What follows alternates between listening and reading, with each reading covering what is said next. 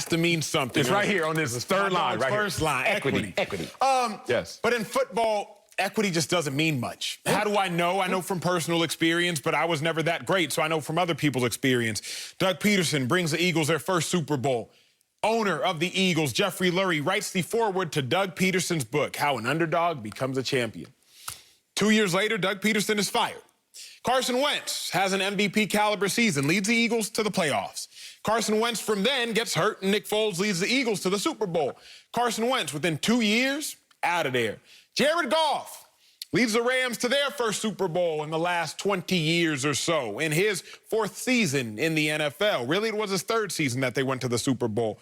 2 years later, Jared Goff, thanks for playing, big dog, but you gotta go. Holla. Equity is cool and all, and it sounds good on the note section of a Monday show. Well, speak for yourself. But the fact of the matter is, it's not a what have you done for me league. It is a what have you done for me lately league. And the operative word in the NFL there is lately.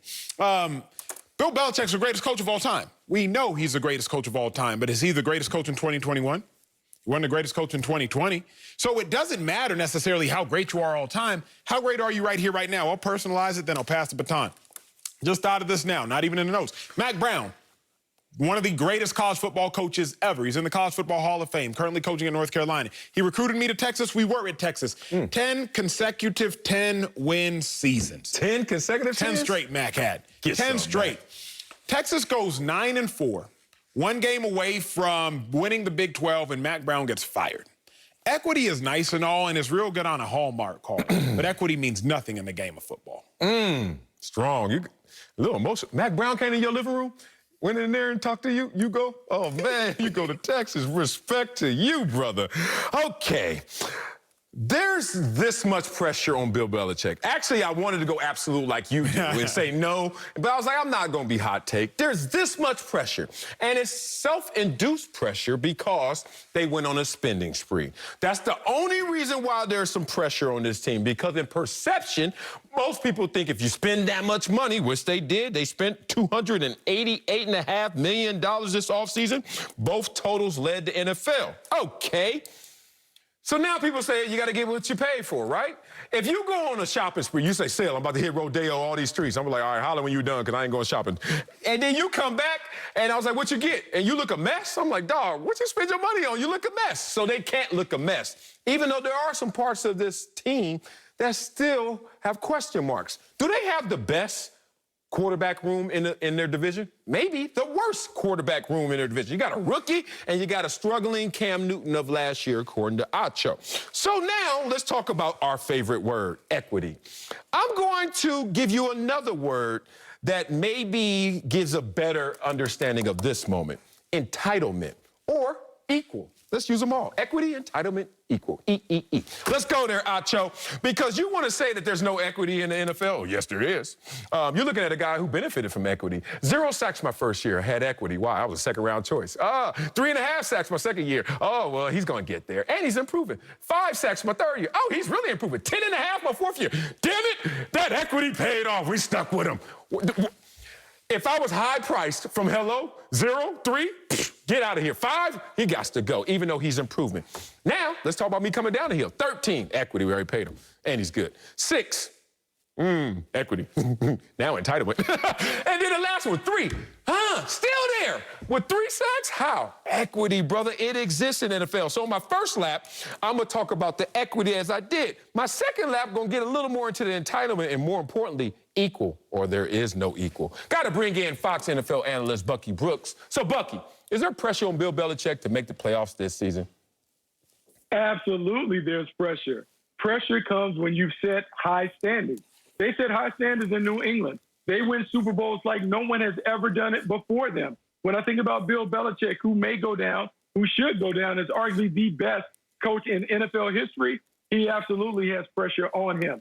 When you are a guy who's had the level of success that they've had, when you don't go to the playoffs, people begin to look around, particularly when Tom Brady leaves and he goes to Tampa and win a Super Bowl. Now there's a little more of a question. Is it Tom Brady or is it Bill Belichick? Can he win without Tom Brady? Are we really sure that Tom Brady wasn't the magic elixir that allowed them to have this kind of success? So, yeah, the pressure is building on Bill Belichick to show and prove to the football world that he is what we think he is, and that is the greatest coach in NFL history.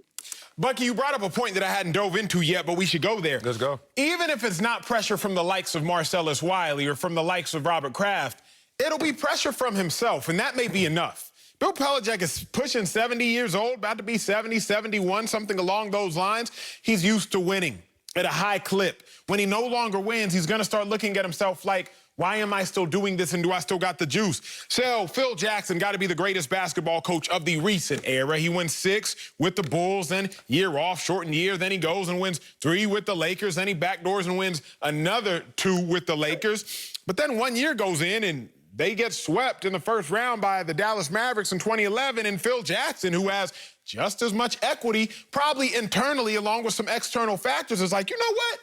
Maybe I'm done here, because what am I still doing this for?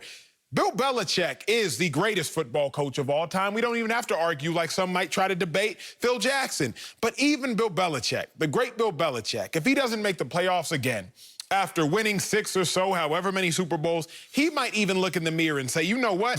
These seasons are long. These off seasons are longer. What am I still doing this for? Bill Belichick has put pressure upon himself, even if we don't put it on him. Yeah, look, there's a lot of pressure on him. I think Bill Belichick certainly understands that everyone is looking at him with that raised eyebrow. Hey, we thought it was you, but maybe it is time. I sat here on this show and talked about Tom Brady being done. He's a has-been. He's washed up. He goes to Tampa Bay with the same cast of characters that Jameis Winston had. He leads them to the promised land. So now my eyes go back to Bill Belichick, and I'm wondering, hey, the evil empire that ran off the 6 Super Bowls, I thought that maybe Tom Brady was the system quarterback, but maybe the system is Tom Brady. So Bill Belichick still has to prove to the outside world, hey, the system is really the reason behind our success, not just the fact that maybe I had the greatest quarterback of all time playing for 20 years, and maybe that's why we won so many Super Bowls.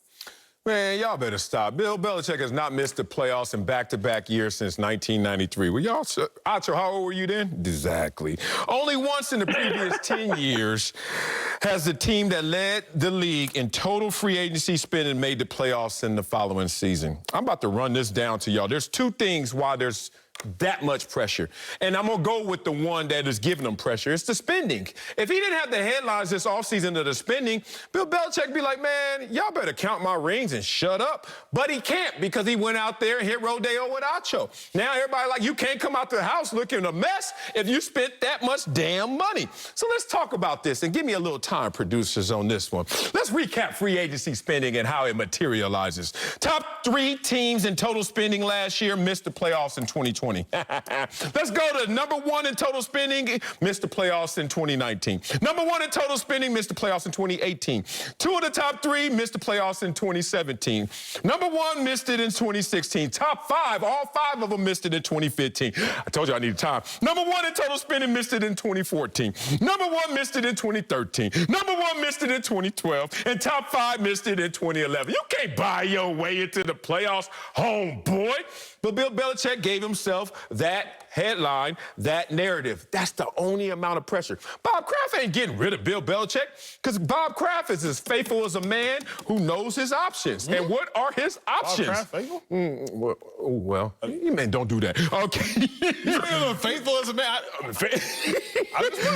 Hey, well, he's single right now, kind of. Let me go. Let's talk this. You are as faithful as your options. Boy, I love me some Acho. And you look at this. Okay, Acho, tell me how faithful you're going to be to Bill Belichick when you realize there is not another coach in the NFL that has 2 rings.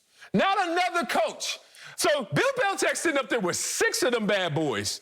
And then you say, okay, let me go get the second best coach. Who is it? Bruce Arians. Well, he just got his 1 just now. No, go get Pete Carroll. Oh, he just got 1. No, go get John Gruden. No, he just got 1. No, go get John Harper. No, he just got 1. Go get Mike McCarthy. No, he got 1. Let's go get Sean Payton. No, he got 1. Let's go get Andy Reid. No, he got 1. Let's go get Mike Tyler. No, he got 1. These dudes, you can make a sorry statement. It's a weak statement, but you can say, they lucked up and got 1. You can add that entire list up, and it still doesn't add up to Bill Belichick damn near. Man, Bob Kraft sitting there like, what y'all talking about in pressure? It could go 10 more years and this dude doesn't win another ring. He won 6 in like 3 days. So there is no competition, as Rakim once said. So that's why the Patriots will be faithful to Bill Belichick. Coming up.